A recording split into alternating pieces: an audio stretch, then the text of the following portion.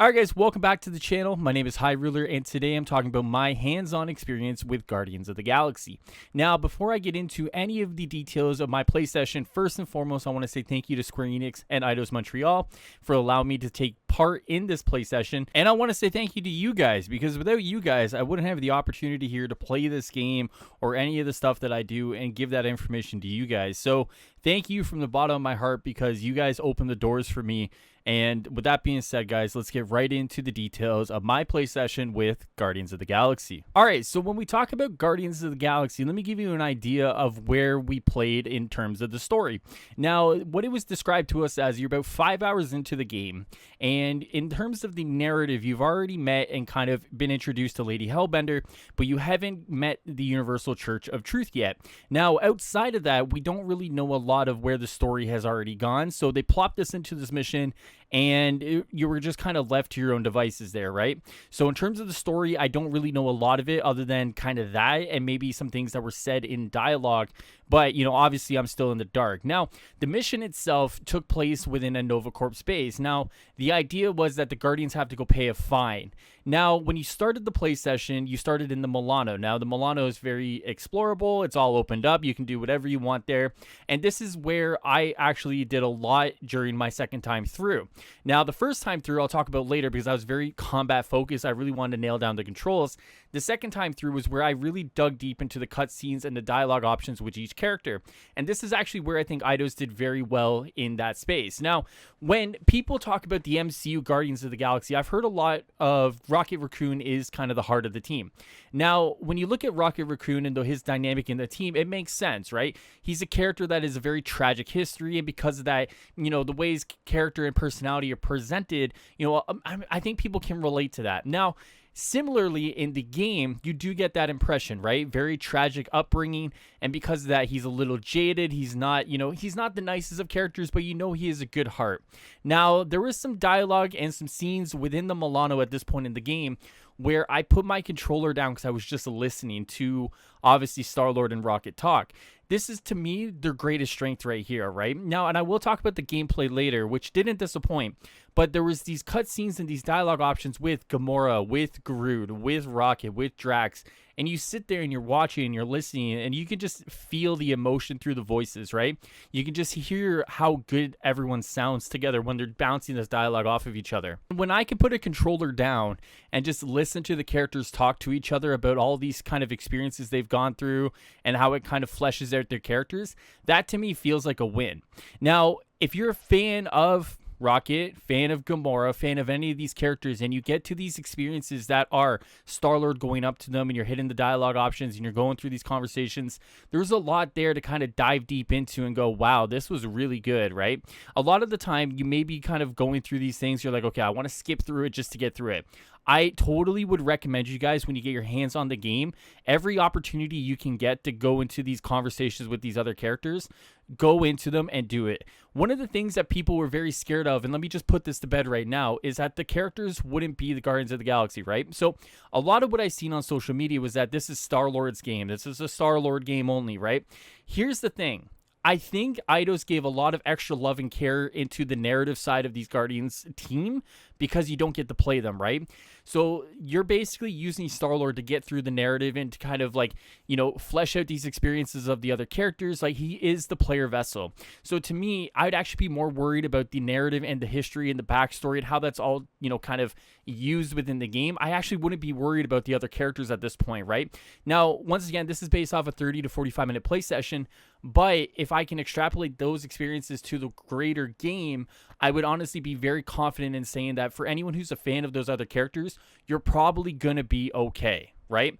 Now, in the actual mission itself, right, so you leave the Milano and you're in the Nova Corp space, there was actually not too much story there, though there are some twists and some turns, and it leads into a greater mystery that, you know, eventually will probably be solved later on in the game, but there is a tease of a character, so spoiler alert here, Jack Flag is actually mentioned as being in that base. Now, you don't get to see him. You don't get, you know, to see any of him, but he is name dropped there. So for anyone who's very familiar with Jack Flag in the comics, he is kind of name dropped. And even something like that gets me very excited for what other characters could be name dropped in this game, right? I think that's a very cool kind of like, oh my God, like who else could actually show up, right? Even though he doesn't show up in this particular mission, just knowing that he exists in the universe and maybe there's a potential down in later in the game or maybe in a sequel, that to me is like the cool parts of like Marvel Universe, right? Knowing that these characters are doing their own thing, but there's maybe a potential of a crossover, right? So with that being said, I think that was one of the cooler parts as well. The rest of the mission, it was pretty solid. There's a lot of good dialogue between the characters in this mission. So you get, once again, more of these interactions, more of this dynamic building. And there's a lot of good dialogue there between Rocket and Star-Lord and kind of how that brews and builds up towards the end of that mission. So that was it basically for the story there, right? Narratively, there wasn't really a lot. They definitely gave us a mission that really felt like it was light on the narrative, though once again, it did tease a mystery with the Nova Corps. But because of that, there really isn't a lot I can walk away from and say, like, we learned so much about where the game is going, right? They very much so specifically picked a mission that seemingly was focused more on the gameplay rather than the narrative. So with that being said, I mentioned gameplay, so let's get into the gameplay. So the gameplay was actually fine. You know, if anyone's been around my Discord or my Twitter or my YouTube, you guys would know one of the things I've been very worried about when it came to the Guardians of the Galaxy was that they just weren't showing any gameplay, right? It was very much so focused on the music. It was very much so focused on the characters, but there wasn't a lot of like gameplay there to make you go, oh, this game is actually very, very solid, right? So let me just put this to bed right now. The gameplay actually works, right? The best way I can describe it is that it's an Ultimate Alliance in third person. Now, let me back that up a little and give you some context, right? So for anyone who's played an Ultimate Alliance game, it really feels like the bulk of your damage come from team abilities, right? Using these team abilities, whether just by themselves or in synergy with other characters in order to do the most damage that you can.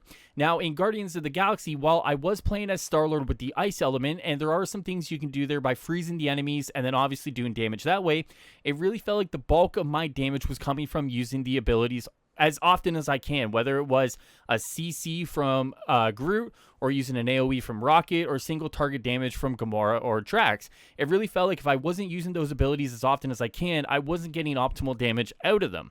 So when you play the game, and this did take me a little bit to get used to, you got to be calling these abilities as often as possible. Maybe later on down the line when you upgrade Star-Lord or you upgrade your characters, maybe there's potential there to do more damage just as Star-Lord himself. But in that particular mission, I really felt like I had to use the abilities in order to kind of maximize my damage output. So if you're worried about kind of just doing everything as Star-Lord, it really does feel like you have to rely on your Guardians in order to kind of do the damage together. Now, one of the coolest things was the ultimate ability. I really like the ultimate ability. So you call in your ultimate ability and it does the huddle, right? I think we've all seen this in the promotional stuff. And when you do it, you have to kind of listen to the words they say, and then you have to pick one or two options in order to kind of give either the team a boost or yourself a boost, right? So there were some times where I picked the wrong ones or I picked the right ones, and it took a little bit to kind of clue in on some choice words and then, you know, think about how you would react to those ones, right? It does seem a little complicated because, you know, it may not be the most clear, but once you get it, and then, you know, you obviously get the damage boost. So it was very cool kind of, you know, taking that into consideration and then having to do those. And the damage boost did seem pretty significant when you got it on every single one of your team members, not just you yourself.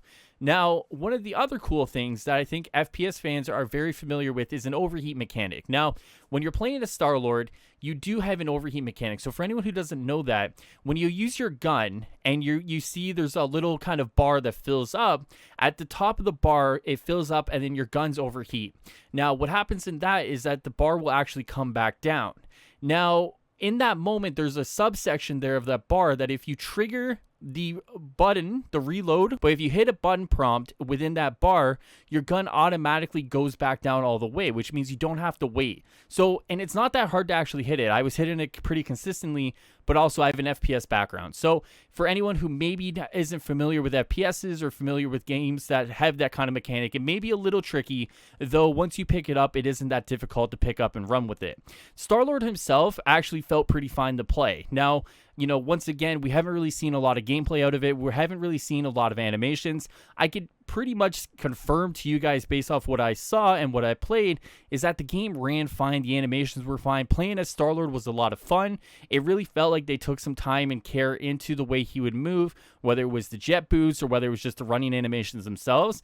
I really didn't seem to have an issue moving around whatsoever with him, and it really felt like the whole character was built well all things considered. The game itself was a lot of fun to play, for anyone who's been playing Avengers recently, or for anyone who's been playing any sort of game with a loot aspect to it, there is no loot or gear aspect to this game whatsoever. So for anyone who's been kind of tired of the loot grind and getting this upgrade or that upgrade for that percentage, there is nothing. So when you level up your character, over time, you'll get perk points, right? So you have perks, and then you slot some points into them to unlock them, and you have to get like materials in order to kind of go to the workbench. It sounds more complicated than it is because I'm probably just not doing a great job explaining it, right? There is no sort of crazy gear that you have to get. It all goes towards your abilities and passive upgrades to your character's damage output, for example. There is really nothing that you have to worry about, and it all seems pretty standard in terms of like you level up, you go unlock this, you get these resources, and it didn't seem like the resources were hard to get, though I don't know if I was really paying attention to that part specifically because we started our play session with some resources in order to unlock some things right away. Though I would imagine with the way the rest of the game kind of flowed and the way the rest of the character stuff kind of flowed, that unlocking this stuff wouldn't be hard at all, and it seems pretty simple all things considered.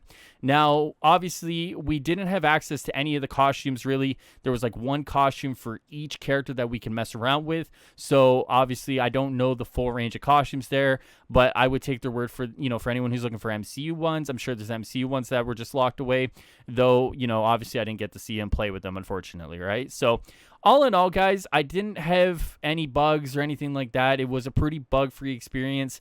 The game played well. It was smooth. The animations were tight. There was really nothing that made me step back from the experience and go, this was terrible. All in all, I walked away from that experience wanting to play more.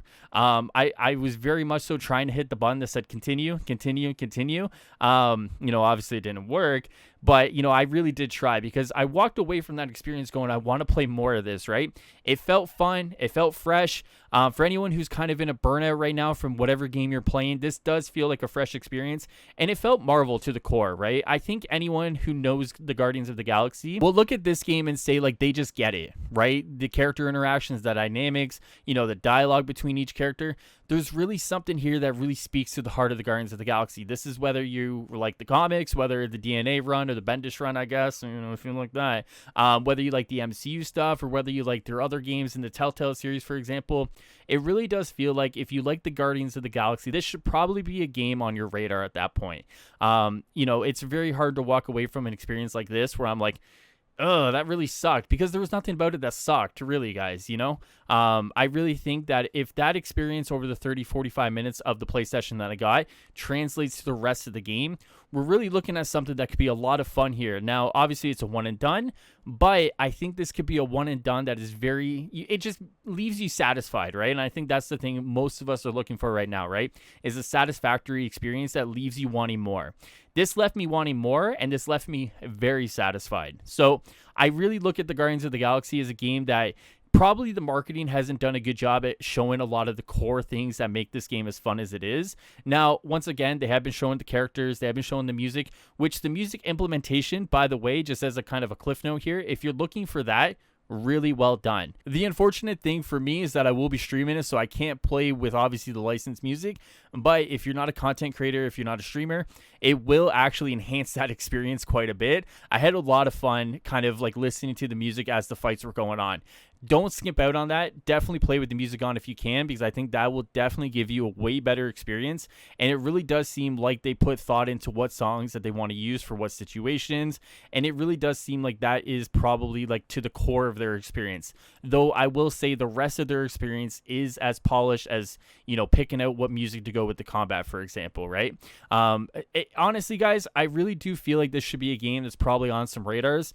I really feel like if you're looking for another Marvel experience that is true to the Marvel core, I think this is one you should definitely keep your eye on. Once again, I don't think the marketing has done a satisfactory job kind of showing a lot of the cool stuff for this game, though hopefully now they kind of pick that up and really showcase a lot of what the game is.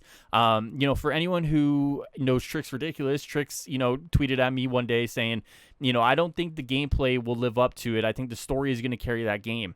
After playing the game itself, I could probably say that that's probably not going to happen. happen, and I think they're going to be on par with each other.